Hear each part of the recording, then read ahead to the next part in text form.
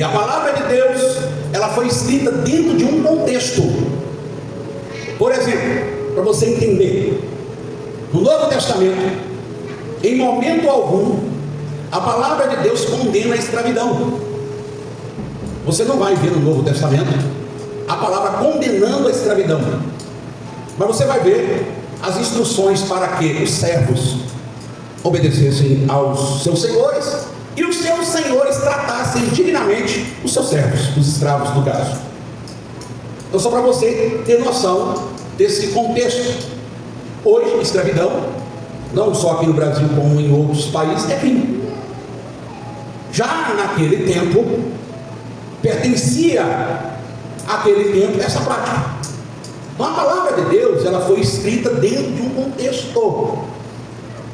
E dentro desse contexto, tem várias situações em que a palavra de Deus foi direcionada. E uma destas situações é o sofrimento. É o sofrimento. Quando eu disse para vocês que eu vou trazer uma palavra para abrir os seus olhos e que o tempo mudou, quando a palavra de Deus foi escrita, um dos contextos era o contexto do sofrimento. Havia muito sofrimento para a igreja. E você sabe qual o testemunho que edificava a igreja e a fé dos irmãos? Era o testemunho daquele irmão que morreu queimado, mas não deixou a fé em Jesus. Era o testemunho daquele que morreu comido pelos leões na arena, mas não deixou a fé em Jesus. Era o testemunho daquele que estava preso, mas não deixou a fé em Jesus. Esse era o testemunho. Como os tempos passaram, qual o testemunho que predomina hoje? É o conte a bênção.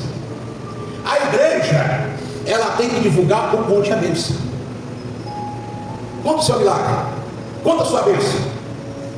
Você não vai ver a igreja falando assim: ô meu irmão, você que está passando prova aí, você que está passando luta, você que está sofrendo e está permanecendo na fé, vem cá dar seu testemunho. Mostra aqui para o povo que você tem fé. Conta aqui o seu sofrimento. Você não vai ver. Então, o que é que se conta hoje? A bênção. Então passa a seguinte ideia: só tem fé quem recebe milagre. Quem não recebe milagre não tem fé. Essa é a ideia que se passa. Só que a palavra de Deus, ela continua do mesmo jeito. Do mesmo jeito. Ela foi escrita nesse contexto de perseguição, nesse contexto de sofrimento, nesse contexto de provação. Eu já falei e eu repito, lá na minha casa eu tenho um livro dessa grossura, chamado O Livro dos Mártires. É sangue do início ao fim. É um livro que quando eu, nas minhas provações, eu falava, eu vou ler lá, vou ler. Aí eu pegava o livro e abria. Aí eu falava, eu não sou crente não, eu estou precisando me converter. Eu estou passando uma prova infinitamente menor do que esses irmãos, e esses irmãos aqui morrem louvando e adorando ao Senhor. Eu estou precisando me converter. Então aquele livro, ele é um tapa na cara. Livro dos Mártires, capa dura, dessa grossura, tem umas 400 páginas só de história de gente que morreu, cristãos que morreram matados das mais variadas maneiras. As mais variadas maneiras. Então eu aconselho você a comprar esse livro e você lê ele, para você ver como é que ele vai calar a sua boca no sentido de murmurar e reclamar, e ele vai abrir a sua boca no sentido de louvar e adorar a Deus. Você pode dar glória a Deus aí agora, você pode aplaudir ao Senhor e agora, glorificar e aplaudir ao Senhor. Amém?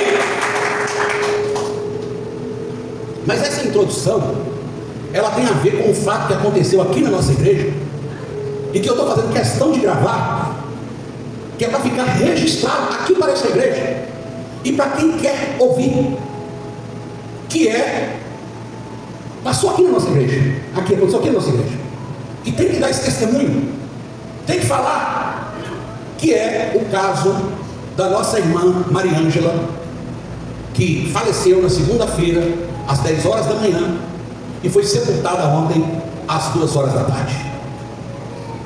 Não se falava abertamente do problema dela aqui, mas o problema dela era a questão de câncer. E nós recebemos um contato, pastor, tem uma pessoa aí que está precisando de assistência espiritual, precisando de apoio. Será que você não pode fazer isso? A situação da pessoa é assim. Eu falei, posso. Me passa aí então. Aí passou fizemos o contato e começamos a trazer ela para a igreja.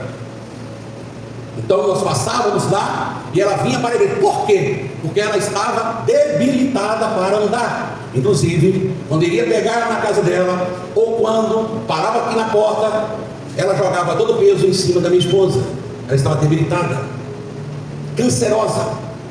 Mas em todos esses meses, ela estava aqui 2, 3, uma vez por semana. Ela vinha aqui doente. Esse testemunho, ele tem que ser relatado, porque hoje em dia está se fazendo muito corpo mole para vir na casa do Senhor. E Deus, ele trouxe uma pessoa aqui para nos ensinar e falar: olha aí, meu filho, olha aí, minha filha, aqui tem uma pessoa que está com um problema infinitamente pior do que o seu e está aqui continuamente buscando a minha face. Não nega a minha fé em mim, não murmura, não reclama, mas está aqui. Talvez você não teve essa percepção, talvez você não teve esse discernimento, mas eu tive esse discernimento.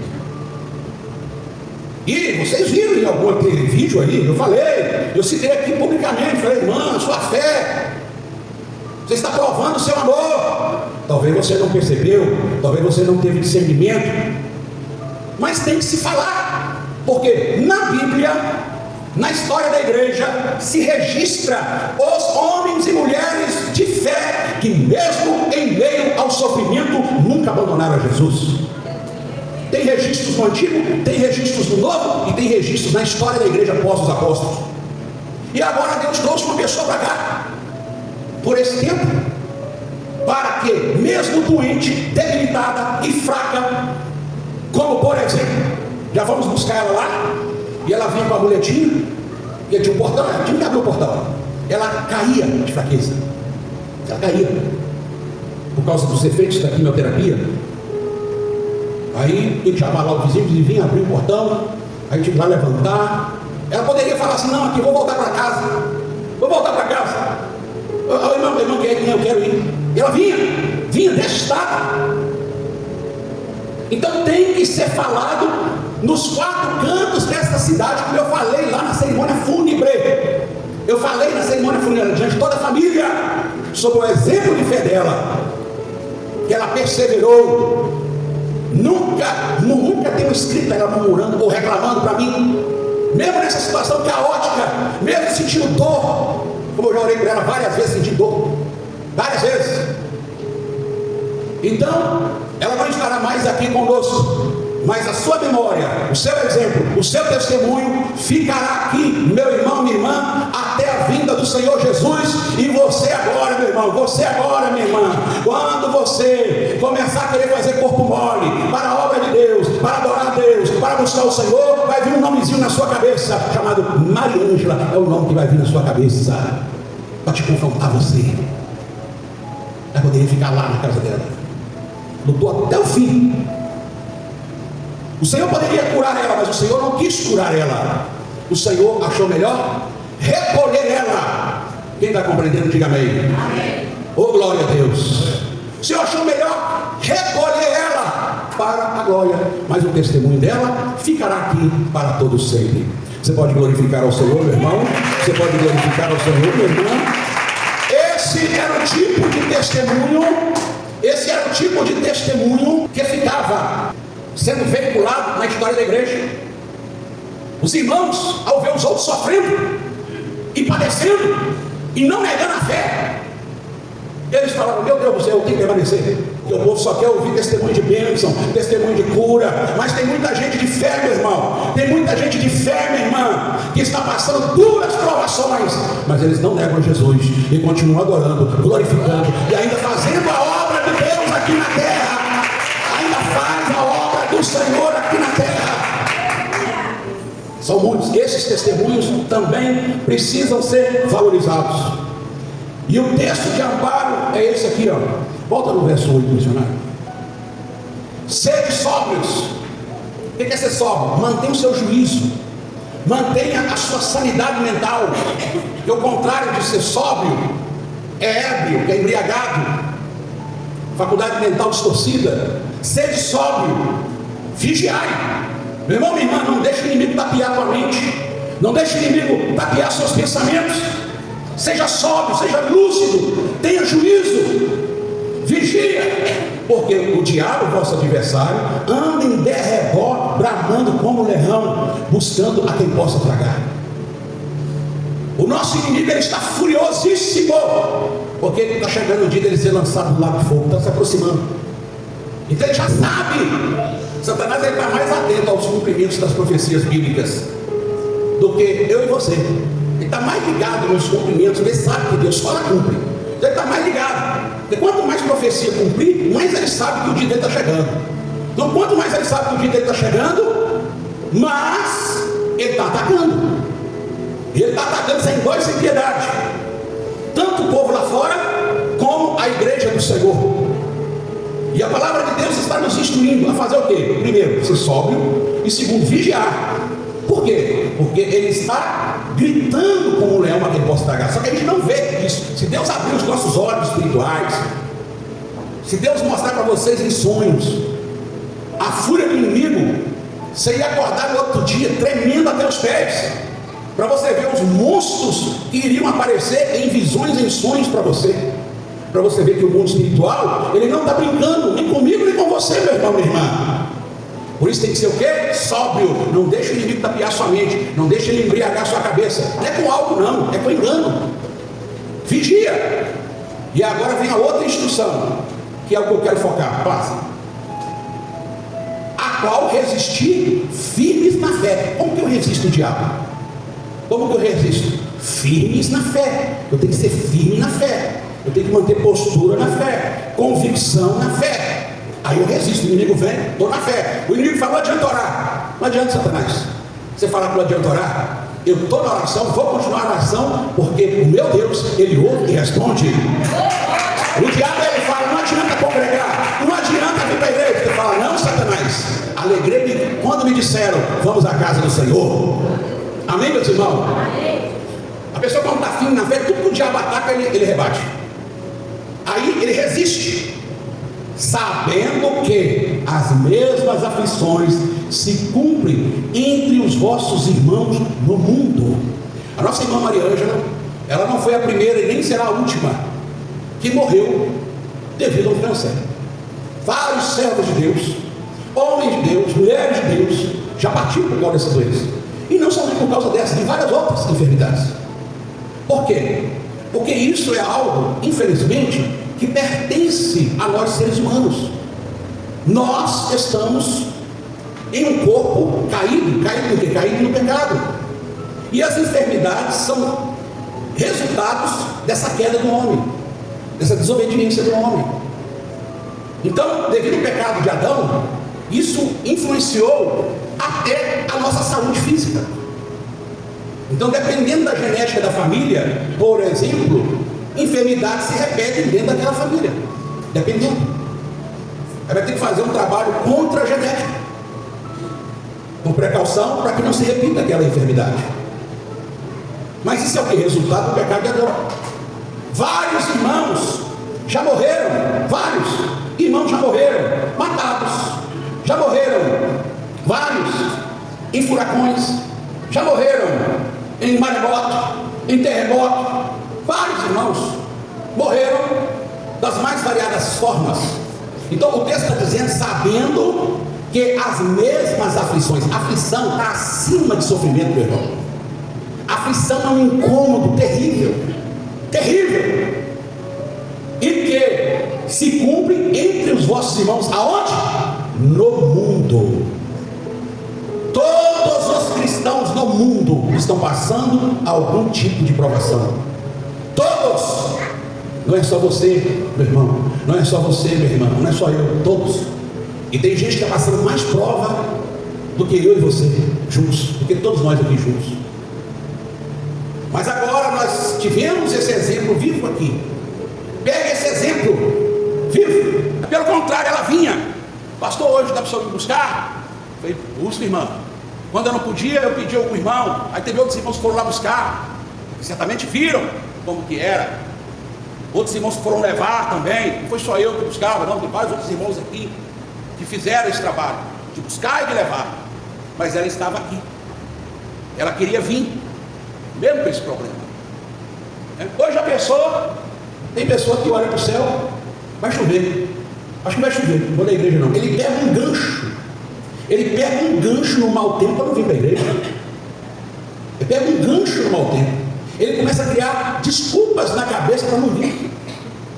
É verdade o que eu estou falando, eu sei, meu irmão, eu sei, porque o inimigo joga as mesmas setas que joga em você, joga em mim. As mesmas setas que joga em você, joga em mim. Então, vimos aqui uma irmã que lutou até o final. Até o final. Sabe qual foi o texto que eu preguei lá na cerimônia fúnebre? Um texto que eu nunca tinha pregado. Eu tenho os textos de praxe de cerimônia fúnebre. E eu preguei esse texto que eu nunca tinha pregado na cerimônia fúnebre. Texto, 2 Coríntios, no capítulo número 11, no verso 24. Aí o tema lá que eu ministrei para o povo é: será que Paulo era um amaldiçoado? Será que Paulo era um amaldiçoado? Aí eu falei: Paulo não era um amaldiçoado, era um homem de fé.